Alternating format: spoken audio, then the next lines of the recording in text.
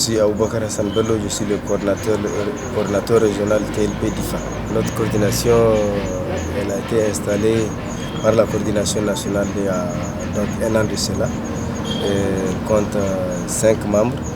Nous avons d'abord bénéficié d'une première formation dans le cadre de ce projet sur les thèmes donc, du plaidoyer et du lobbying, juste après l'installation de notre coordination régionale.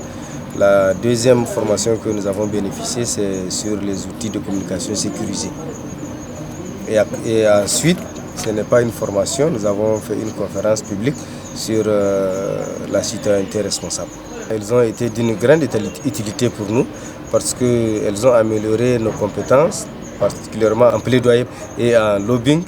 Ensuite, nous avons appris vraiment à être sécurisés parce que dans le cadre de notre mouvement, nous sommes appelés à beaucoup utiliser les nouvelles technologies de l'information et de la communication et que cela comporte d'énormes risques pour nous qui sommes les activistes et acteurs de la société civile. Donc cette formation avec les outils de communication sécurisés nous a permis vraiment à nous sécuriser et vraiment à ne pas laisser de traces ou à laisser moins de traces sur nos passages, notamment sur les réseaux sociaux.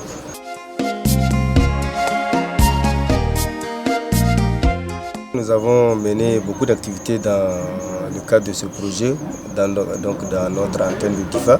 Nous avons fait des déclarations, donc des communiqués de presse par rapport notamment à la situation sécuritaire de la région de DIFA. Nous avons organisé beaucoup de débats par rapport aux attaques, par rapport aux violations des droits de l'homme, par rapport à la corruption, notamment par rapport au scandale du ministère de la Défense, par rapport aux différentes tueries. Chaque fois, nous faisons vraiment des déclarations et des communiqués et même des débats au niveau de la radio alternative ici à DIFA.